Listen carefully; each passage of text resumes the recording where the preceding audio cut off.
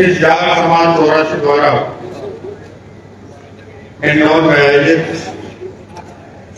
प्रतिभावान विद्यार्थी बालक बालिकाओं खिलाड़ियों समाज सेवियों के सम्मान समारोह में विभिन्न गांव से धारियों से पधारे सभी सम्मानीय वरिष्ठ प्रबुद्धजन, युवा साथीगण और आज के इस समारोह में अपनी प्रतिभा के बल पर सम्मानित होने वाले सभी विद्यार्थी बालक बालिकाएं, आज के समारोह की अध्यक्षता कर रहे माननीय राजाराम जी मील सहित जाट चौरासी के सभी पदाधिकारीगण सहित सम्मानित मंच, उपस्थित अधिकारीगण, पत्रकार बंधु, सबका यथायोग्य अभिनंदन। ये एक कटु सत्य है कि सबसे पहले तो हमें शिक्षा और सत शिक्षा में अंतर को समझना पड़ेगा। केवल मात्र किताब रखकर शिक्षा प्राप्त कर लेना किसी भी व्यक्ति को परिपूर्ण नहीं बना सकता। जब तक वो अपने आप को सद शिक्षित करने के लिए जीवन के विभिन्न पहलुओं को, समाज के विभिन्न पहलुओं को समझने की क्षमता अपने आप में विकसित नहीं करता। और उसके बाद सत शिक्षा के साथ साथ अपने आप को सत संस्कार बनाना भी बहुत आवश्यक है।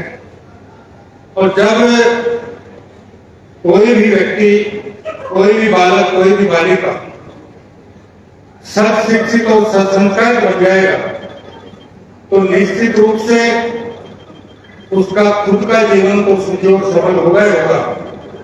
वो अपने परिवार, अपने समाज, अपने परिक्षेत्र के लोगों का जीवन भी सुखी और सफल बनाने में अपना महत्वपूर्ण योगदान अदा करने में सक्षमता प्राप्त कर सकते।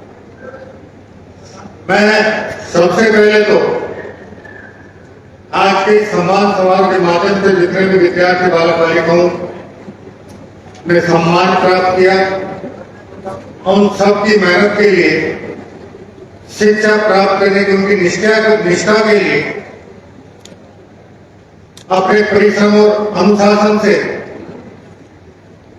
चाहे 10वीं की परीक्षा हो, चाहे 12वीं की परीक्षा हो, चाहे अन्य प्रतियोगी परीक्षा हो, उन्होंने अपना उत्कृष्ट प्रदर्शन किया। उस सब के लिए उनका बहुत बहुत अभिनंदन, बहुत बहुत शुभकामनाएं। साथ ही मैं उनके अभिभावकों, प्रेरकों को भी इस अवसर पर धन्यवाद देना चाहूंगा, जिन्होंने अपने परिवार की भावी पीढ़ी को सुशिक्षित और सुसंस्कारित करने के लिए निश्चित रूप से अपने सद्भावी प्रयास किए होंगे। और उनके सद्भावी प्रयासों का नतीजा है कि आप उनके परिवार की भावी पीढ़ी अपनी प्रतिभा के बल पर यहाँ सम्मानित हो पा रही है। ये क्रम लगातार जारी रहना चाहिए। सामान्यतः ये बात सही है कि बहुत सी जगह हम देखते हैं कि परिवार के जो मुखिया होते हैं, परिवार के जो अभिभावक होते हैं, वो अपने परिवार की भावी पीढ़ी के बालक बालिकाओं को विद्यालय में प्रवेश करवाकर ये मान लेते हैं कि भावी पीढ़ी के प्रति हमारे जो कर्तव्य और दायित्व था उसका मैंने पूर्णतः पालन कर लिया। लेकिन उनके दिमाग में ये बात नहीं आती कि विद्यालय हो चाहे महाविद्यालय हो, वो केवल मात्र 7 घंटे तक, और घर से विद्यालय महाविद्यालय आने जाने का घंटे 2 घंटे का टाइम को जोड़ लें तो दिन और रात के 24 घंटों में से बाकी 15 से 17 घंटे वो किस प्रकार की संगत में रहता है, उसकी उठ बैठ कैसी, उसकी बोलचाल कैसी है, उसका आचरण कैसा है, उस पर ध्यान देने का समय सामान्यतः परिवार के किसी भी अभिभावक सदस्य के पास नहीं है। और ये इसी का दुष्परिणाम है कि विश्व में भारत दुनिया में सबसे ज्यादा युवा और किशोर आबादी वाले राष्ट्र के रूप में पहचाना जाता है, लेकिन हमारी युवा और किशोर आबादी का एक बड़ा हिस्सा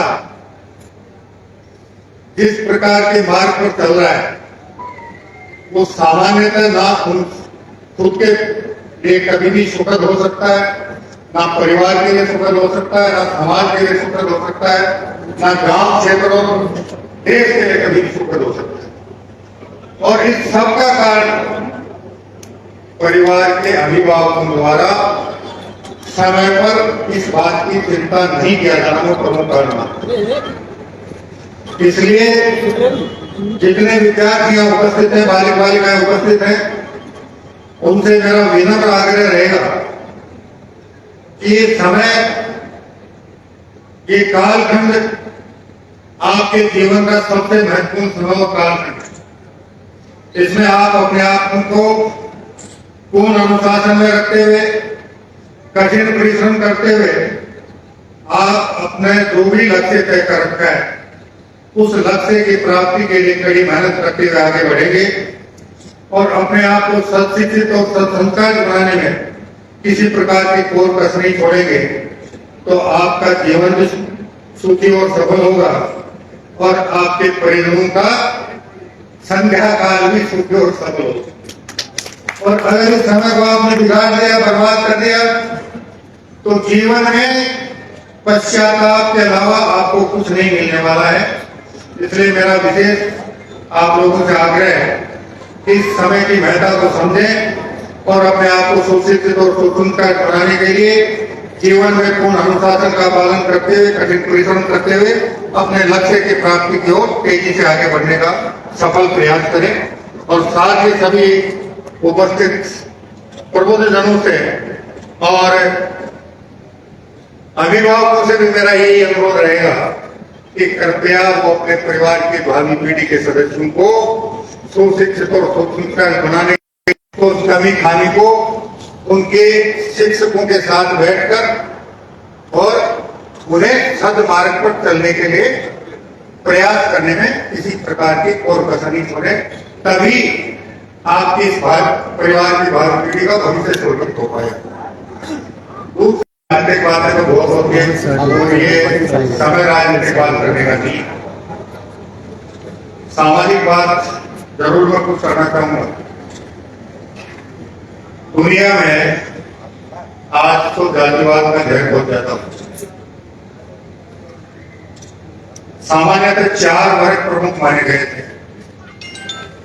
एक किसान वर्ग का, एक मजदूर वर्ग का,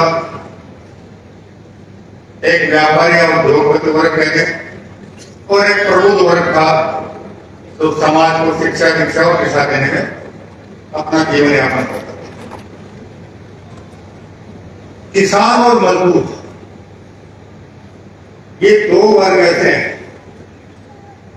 जो विषम और विपरीत प्राकृतिक परिस्थितियों में कड़ी मेहनत करते हैं। ना सर्दी की परवाह करते, ना गर्मी की परवाह करते, ना बरसात की परवाह करते, ना तूफान की परवाह करते। लेकिन हमारा दुर्भाग्य यह है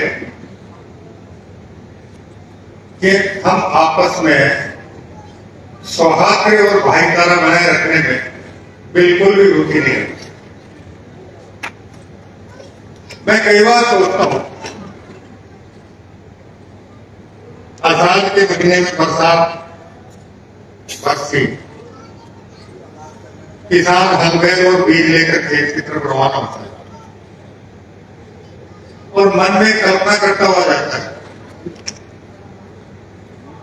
कि अगर प्रकृति और परमात्मा का मेहर मेरे पे होगा और अब की बार मेरे खेत में जो भी वो कल्पना करता है 200 मन 500 मन अनाज हो जाए तो मैं जीवन के सारे परिवार की सारी आवश्यकताओं की पूर्ति करूं। और उसने कल्पना की 500 क्विंटल की और प्रकृति ने उसको 600 क्विंटल अनाज दे दिया तो वो 100 क्विंटल अतिरिक्त अनाज हम पचा नहीं पाते। और उसके साथ साथ कल्पना वाले 500 क्विंटल में से 200-250 क्विंटल अनाज भी एक दूसरे की टांग खींचने और अड़क निकालने में बर्बाद करने। और यही हाल है हमारे मजदूर वर्ग का। वो सुबह मजदूरी के लिए निकलता है, कल्पना करता है अगर आज 500 रुपए की मजदूरी मिल गई तो मैं बच्चों के लिए ये भी कर दूंगा, घरवाली के लिए ये भी कर दूंगा, राशन भी ले आऊंगा, फलाना भी कर दूंगा, सारा काम। और भगवान की दया से अगर उसको 600 रुपए की मजदूरी उस दिन मिल गई तो वो तो 100 रुपए को पता नहीं मत। तो एक तो मेरा निवेदन यह है कि पचाना सीखिए, और दूसरी किसान और मजदूर की जो सबसे बड़ी बीमारी है, 100 काम अच्छे करता है लेकिन इस जबान से 100 अच्छे के कामों को 2 मिनट में बर्बाद कर देता है। इस पे नियंत्रण रखना सीखने का प्रयास कीजिए, भाईचारा के साथ जीना। और अगर आपका कोई बराबर का भाई, बराबर का पड़ोसी या गांव में कोई भी परिवार अगर उन्नति और प्रगति कर रहा है तो उससे इच्छा रखने के बजाय ये प्रयास करें कि मैं भी कड़ी मेहनत करके इससे आगे निकलने का प्रयास करूं, तब तो है जीवन की सार्थकता। वरना अब तक आप मुझे एक भी व्यक्ति ऐसा बता दो जिसने के दिल दिमाग में रड़क निकालने की प्रवृत्ति पैदा रही हो और वह जीवन में किसी की भी रड़क निकाल पाया हो, बजाय खुद के और खुद के परिवार के रड़क निकालने। इसलिए करते हैं इस प्रवृत्ति से बचने का प्रयास करें और अपनी भावी पीढ़ी को सुशिक्षित और सुसंस्कृत बनाने में जितना कुछ आपसे बन पड़े उसको करने में किसी प्रकार की कोर कसर नहीं छोड़े। साथ ही मैं निवेदन करूंगा कि मेरे यहाँ आने के बाद 2-3-4 बातें, 2-4 शिकायतें मेरे सामने आई थी। आपका महाराजा सूरजमल स्टेडियम में मूर्ति लगाने का कोई 2 साल पहले का प्रस्ताव था। आपके यहाँ के उपखंड अधिकारी और हमारे स्वायत्त शासन विभाग का प्रभारी इन्हीं के पास है यहाँ की नगर परिषद का। उनसे पूछा तो उन्होंने कहा मेरी जानकारी में नहीं, आज तक मुझे किसी ने बताया। नया कोई प्रस्ताव जरूर इनके पास आया होता है। तो मैंने इनको कहा है कि आप पुरानी पत्रावली निकालिए और उस पत्रावली को आगे बढ़ाकर इस काम को पूरा करने में कोई बाधा है तो उस बाधा को दूर करते हुए इस काम को पूरा करें। दूसरा, करौली में आपके जाट समाज हेतु छात्रावास की कोई भूमि के आवंटन का प्रकरण है, ये भी आज मेरे संज्ञान में है। अभी करौली नगर परिषद में बात करेंगे और हमारे स्वायत्त शासन विभाग में बात करके इसका भी हम शीघ्र ही समाधान करने में सफलता प्राप्त करेंगे। साथ ही एक सरपंच जी ने अपने गांव की सड़क जो 2 साल पहले बनी 1.5 फीट गड्ढे हो गए, अभी मेरे एग्रीकल्चर मार्केटिंग बोर्ड के मुख्य अभियंता से बात हो गई और उसको मैंने निर्देश दे दिया कि अगर वो गारंटी पीरियड में है तो तुरंत उसकी जानकारी लेकर जितना जल्दी हो सके उसकी मरम्मत करवाकर उसका काम शुरू करें। आपके यहाँ का भी एक प्रकरण था, उसमें भी मैंने PWD के अधीक्षण अभियंता से चर्चा की है। आपके यहीं का कोई ठेकेदार है जो नाली और नाला बनाने के काम को 2 साल से लेकर बैठा है, इसकी वजह से वो समस्या लगातार वहां के नागरिकों को सामना करना पड़ रहा है। उसे भी मैंने निर्देशित किया है कि उसे अंतिम नोटिस जारी कर दें, या तो वो काम पूरा करे, नहीं करे तो फिर उसका रिस्क पोस्ट पे उस काम को पूरा करवा कर उस क्षेत्र के लोगों की समस्या का समाधान कर उन्हें राहत प्रदान करें। साथ ही मैं जाट 84 के सभी पदाधिकारियों और सभी बुजुर्गों का, मातृशक्ति का धन्यवाद ज्ञापित करूंगा कि इस क्षेत्र में शिक्षा के प्रति काफी जागृत किया ही है। पहले भी गुड़गांव में मैं आपके यहाँ के प्रतिभा सम्मान समारोह में आया था और पहली बार आत्मिक संतुष्टि हुई कि गांव में बसने वाले किसान मजदूर के बच्चे भी शिक्षा के क्षेत्र में 90, 85, 95, 92, 96, 98% नंबर ला रहे हैं। और उसमें भी सबसे बड़ी खुशी की बात यह है कि हमारी बेटियां आपके बेटों से ज्यादा आगे निकल रही है। और ये भी एक कठिन सत्य है, अब तो थोड़ा सा परिवर्तन आया है। 5 साल पहले तक मैं जब देखता था गांव में, मेरे विधानसभा क्षेत्र और जिले के भ्रमण पे जाता था, तो गांव का परिवार का अभिभावक या मुखिया बेटियों को तो सरकारी स्कूल में रवाना कर देता था और बेटे के टाई वाई लगा के और सड़क पर अंगुली पकड़कर किसी प्राइवेट बस की इंतजार में खड़ा रहता था। लेकिन पिछले 10 वर्ष का एक रिकॉर्ड उठाकर देखेंगे, भारत में सबसे बड़ी नौकरी भारतीय प्रशासनिक सेवा का भारतीय संघ लोक सेवा आयोग द्वारा आयोजित किया जाता है। और पिछले 8-10 साल में संघ लोक सेवा आयोग द्वारा जितनी परीक्षाएं आयोजित की गई और जितने अधिकारियों का चयन हुआ, उसमें सबसे ज्यादा अंक लेने वाले 10 नाम वो प्रकाशित करता है। और उन 10 नामों में से 6 नाम बेटियों के होते हैं। और आप जिनको टाई लगाकर बेटियों को मुफ्त के सरकारी स्कूल में पढ़ाते हो और बेटों के लिए 20-30 हजार रुपए सालाना निजी विद्यालयों को फीस चुकाते हो, वो 3 या 4 नाम ही आ पाते हैं। यही हाल आपका राजस्थान लोक सेवा आयोग में है, यही हाल अन्य प्रतियोगी परीक्षाओं में है। तो कृपया अब बेटे और बेटी में ज्यादा भेदभाव करने की आवश्यकता नहीं है। दोनों को आगे बढ़ने का, सुशिक्षित और सुसंस्कृत होने का समान अवसर दें और इस भेदभाव को मिटाएं, ताकि ये भी एक कटु सत्य है कि बेटियां जब सुशिक्षित और सुसंस्कृत बनती हैं तो कम से कम 2 परिवारों का भविष्य सफल करके सुधारती हैं। इसलिए कृपया इस दिशा में भी आगे बढ़े और जिस प्रकार का माहौल, जिस प्रकार का वातावरण आपने यहाँ शिक्षा के लिए बना रखा है, ये निरंतर बनाए रखें और अपने परिवार की भावी पीढ़ी को सुशिक्षित और सुसंस्कृत बनाने के संकल्प के साथ आगे बढ़ते रहें, ताकि किसी जमाने में ये क्षेत्र एक दूसरे कार्य के लिए ज्यादा नाम कमाता था, उस नाम को मिटाकर एक सुशिक्षित और सुसंस्कृत लोगों के क्षेत्र के रूप में यहाँ का नाम रोशन करने में आप अपना योगदान दें।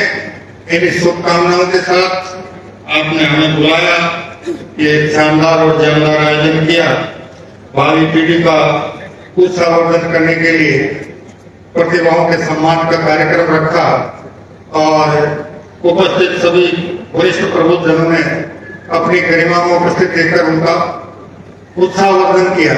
उस सब के लिए आपका हृदय से बहुत बहुत धन्यवाद और अभिनंदन। और भविष्य में भी आप इसी प्रकार अपने भावी पीढ़ी का उत्साहवर्धन करते रहें और भावी पीढ़ी को प्रेरित कर उन्हें सुशिक्षित और सुसंस्कृत बनने का आह्वान करते रहें। इन्हीं शुभकामनाओं के साथ हृदय से बहुत बहुत धन्यवाद। जय हिंद, जय भारत, वंदे मातरम।